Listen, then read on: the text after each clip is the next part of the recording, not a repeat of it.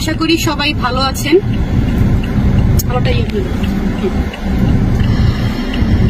ইতিমধ্যে আমাদের সাথে যে ঘটনাগুলো ঘটছে, ওই নিচেটা দাও। হ্যাঁ, ইতিমধ্যে আপনারা দেখেছেন আমাদের সাথে যে ঘটনাগুলো ঘটছে, অনাকাঙ্ক্ষিত, দুঃখজনক, ন্যাক্কারজনক ঘটনা। আপনারা দেখেছেন শুরুতে হিরো আলম সংবাদ সম্মেলন করে সাংবাদিক ডেকে আমাকে তালাকের ঘোষণা দেয়। সেটাও আমার সাথে অন্যায় হয়েছে। সে পরকীয়া করেছে, পরকীয়া ধরাতে সে আমার উপরে রেগে আমাকে তালাক দিয়েছে। মৌখিকভাবে হোক, সে কাগজে সে দিয়ে কাগজ লুকিয়ে রাখে নাই। এমন হলে আমি কি করব বলেন?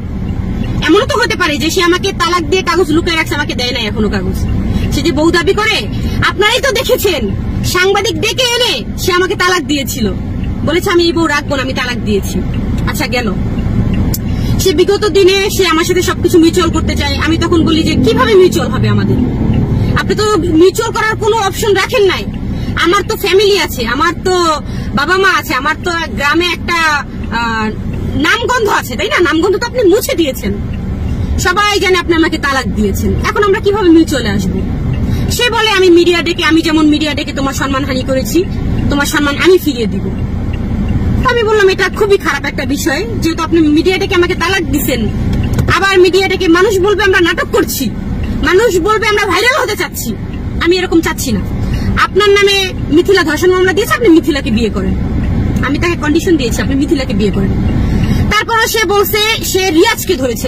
লাস্টে সে আজকে যে ঘটনা ঘটছে, রিয়াজকে সে নিজেই বলছে যে তুমি দেখা করো, না হলে আমি তোমার সাথে দেখা করবো। রিয়াজ আসছে বাসায়, রিয়াজ আসছে, সেও আসছে। এর মধ্যে রিয়াজের সাথে যখন সে বাকবিতণ্ডায় জড়ায় গেছে, স্বাভাবিক। রিয়াজের বউর সাথে হিরো আলম কি ধরনের ভিডিও বানায় আপনারা দেখছেন। গাড়ির মধ্যে শুরু করছে কিন্তু তারা।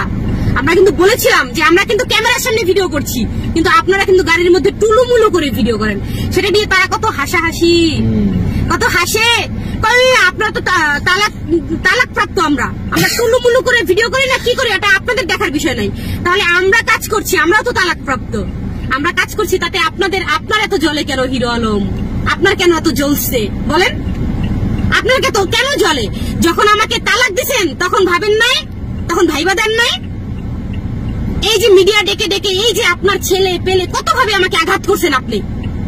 আপনার ছেলে আমার জুতা যে টানছে, আপনার অ্যাসিস্ট্যান্ট আমার জুতা যে টানছে, সেও আমাকে নিয়ে বাজে কথা বলতে ছাড়ে নাই। আমি আপনাকে কিভাবে মাফ করি, কিভাবে ক্ষমা করব আপনাকে? আপনার 2 টাকার হচ্ছে গিয়া চাকর, সেও আমাকে নিয়ে বাজে কথা লিখছে ফেসবুকে।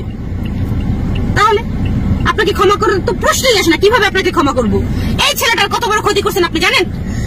এই ছেলেটার 1 মিলিয়নের পেজ যেটা দিয়ে সে ইনকাম করে, আপনি তার পেটে লাথি মারছেন। তার 1 মিলিয়নের পেজ আপনি উড়াই দিচ্ছেন। কই, আপনার তো ক্ষতি করে না এই ছেলেটা। আপনি তো তার বউ নিয়ে টুলুমুলু করে ভিডিও বানাইছেন, বুকে জড়ায় ভিডিও বানান, মাওয়া যায় ভিডিও বানান, এনে করেন। তার শ্বশুর বাড়ি গিয়ে ভাত খেয়ে আসেন, খান না, এক্স শ্বশুর বাড়ি। সে তো পুরুষ, সে বীর পুরুষ, সে বউ রাখবে না, তালাক দিছে। কিন্তু আপনার ক্ষমতা হয় নাই হিরো আলম, আপনার ক্ষমতা হয় নাই আমাকে তালাক দেওয়ার।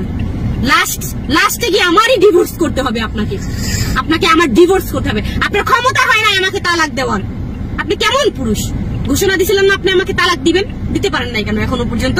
এখন এসে বউ দাবি করেন। আপনি এই ছেলেকে বাসায় ডাকছেন, আপনি সিন ক্রিয়েট করছেন, আপনি এই ছেলেরা মারছেন, আপনি মামলা দিচ্ছেন। কেন দিচ্ছেন মামলা? কেন মিথ্যা হয়রানি করতেছেন? এইভাবে কেন করতেছেন বলেন?